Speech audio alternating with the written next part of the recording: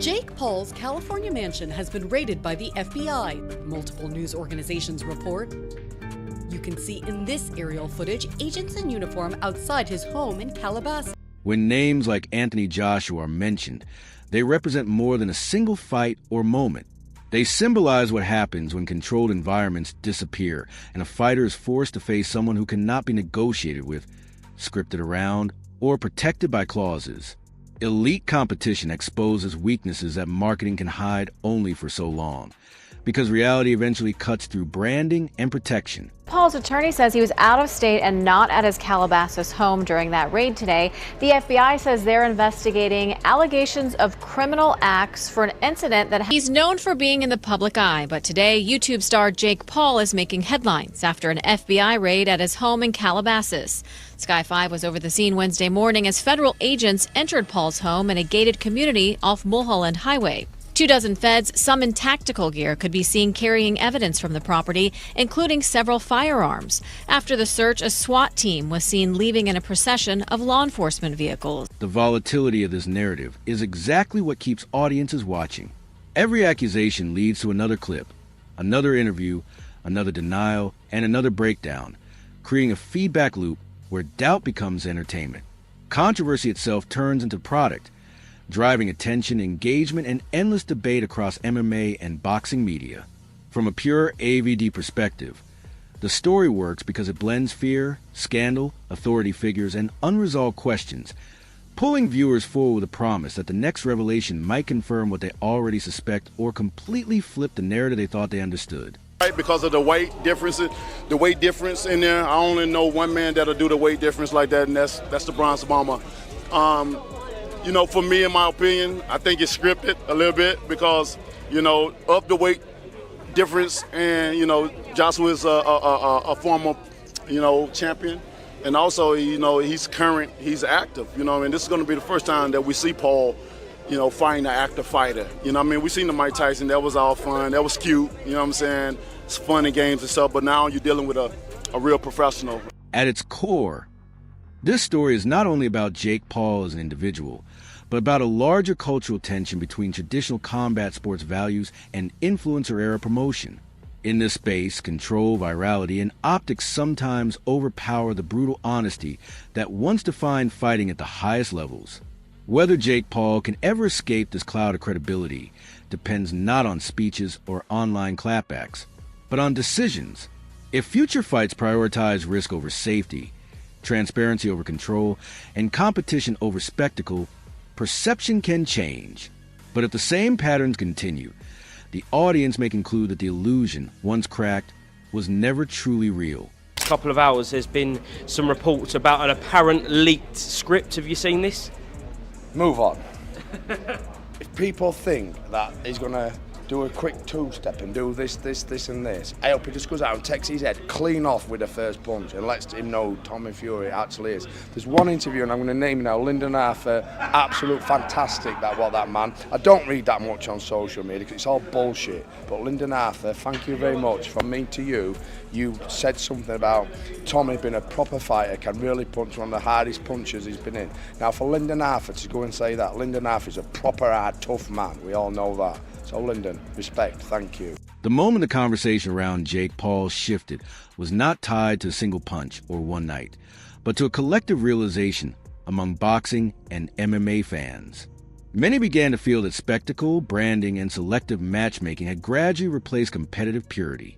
When names like Anthony Joshua, Deontay Wilder, Oscar de la Hoya, Dana White, and Michael Bisping entered the discussion, fans increasingly framed Paul not as a fighter, but as a symbol of an engineered era where narratives are marketed harder than merit.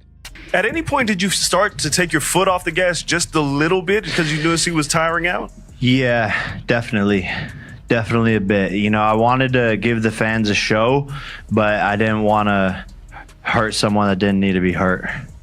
Did you carry Mike?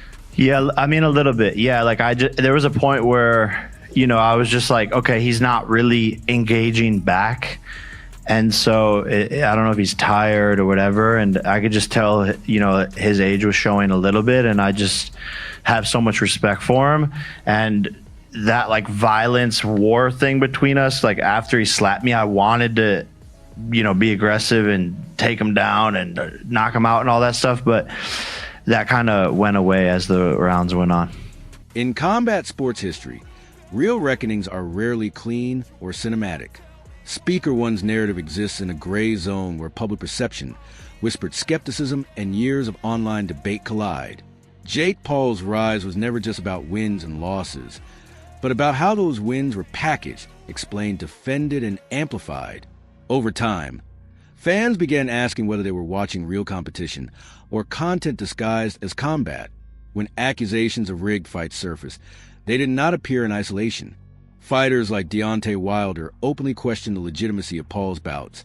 Oscar de la Hoya echoed what many insiders quietly believed, and even casual viewers noticed patterns involving glove sizes, round lengths, opponent selection, and promotional control that felt closer to exhibitions than traditional professional boxing. Are you on performance-enhancing drugs? If taking Viagra counts, then yes. I'm gonna need a yes or a no. No. That's true. Lucky you. Dr. Stuart Fisher, author of Little Book of Big Emergencies, added another dimension to the discussion. The narrative intensified when Jake Paul himself admitted to easing off in certain moments. In isolation, the statement could sound like sportsmanship, but within context it fueled skepticism. In elite boxing, fighters are not expected to manage danger for their opponents. When that admission spread online, it reinforced beliefs that some fights were paced for optics rather than resolved through pure competitive necessity. Drug testing became another flashpoint, as Dana White's public challenge was framed not as gossip, but as a demand for transparency.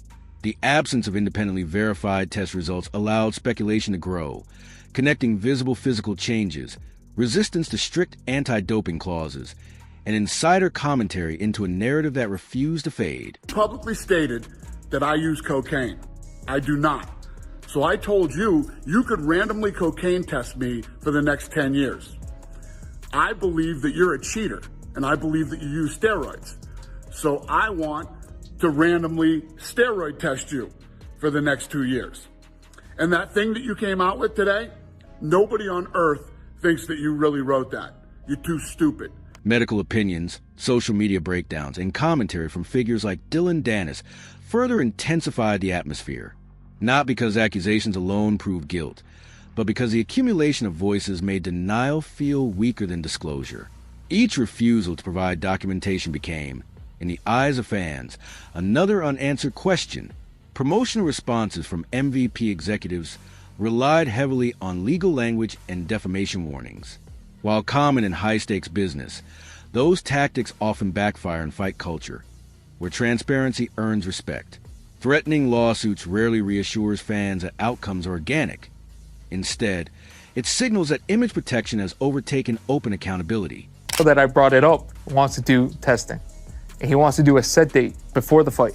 Okay? So he did the cycle, he did whatever, and now he's going to try to take a piss test and clear it and be like, oh, I'm clean. That doesn't count. Okay? It doesn't count. With the money that he has, you can have a doctor clean your system in over 24 hours. Cheeto Vera just went on that podcast and said, you know that. So him doing this is another scam that he does. He's a bullshit artist. He just lies. Everybody knows he's on juice. He's admitted taking peptides. There's doctors that have him in the office saying we're giving him peptides on their website. So like, it's just bullshit. And I don't even care about the steroids thing. It's just like, what are we doing here? He has every advantage. He gets to pick the refs. He gets to pick the fucking judge. It's like, come on. Dylan Dennis, who has his own contentious history with Jake Paul, added fuel by posting photos and commentary. Michael Bisping's criticism cut deeper because it was calm, measured, and rooted in experience. He pointed out that Paul's opponents were often retired, aging, or celebrity adjacent, and that the one bout against a peer-level boxer, Tommy Fury, ended in defeat. For many critics, that result anchors the argument that legitimacy cannot be claimed without repeatedly facing prime, hungry professionals. There has never once in Jake Paul's career been any talk of that sort, of anything to do with the fight being anything but a real fight that has exactly the same situation as any professional fight. And that's exactly the same thing here for the Anthony Joshua fight. It's just beyond mind-blowing that people would think that. Anthony Joshua was on record saying that if he didn't finish him in the first round, that would be disappointing, that it would be a failure. The narrative changed as we got closer to fight night and obviously post-fight, and I understand why, but they were pretty adamant it would take max 2 rounds to knock out Jake Paul. The FBI raid narrative added another layer to public perception. Even when charges are dropped or incidents remain unresolved, repeated proximity to controversy shapes belief. In the fight world, where reputation matters almost as much as record, each headline compounds a sense that chaos follows Paul wherever spectacle is monetized. For being in the public eye, but today YouTube star Jake Paul is making headlines after an FBI raid at his home in Calabasas. Sky 5 was over the scene Wednesday morning as federal agents entered Paul's home in a gated community off Mulholland Highway. 24 feds, some in tactical gear, could be seen carrying evidence from the property, including several firearms. After the search, a SWAT team was seen leaving in a procession of law enforcement vehicles. Speaker One's core argument is not that every fight was fake or every accusation true, but that the structure surrounding Jake Paul's boxing career appears carefully engineered. From opponent selection to promotional framing, it creates an environment where fans feel encouraged to believe in authenticity without being given the evidence that traditionally earns trust. Legal processes may drag on, but healing does not follow court timelines. Grief moves unpredictably, and no ruling can undo moments that permanently change lives. Emotional responses from figures close to the situation reveal how rivalry dissolves in the face of tragedy, reminding fans that clicks, comments, and outrage can intensify real pain. Voices like Johnny Nelson urge restraint, emphasizing that behind every headline is a human being trying to survive something unimaginable. The broader lesson for combat sports is uncomfortable but necessary. If the culture continues to reward recklessness without reflection, more lives risk being caught in the fallout. This story is not about choosing heroes or villains, but about recognizing consequences. Because when tragedy strikes, honesty and accountability are the only responses that matter.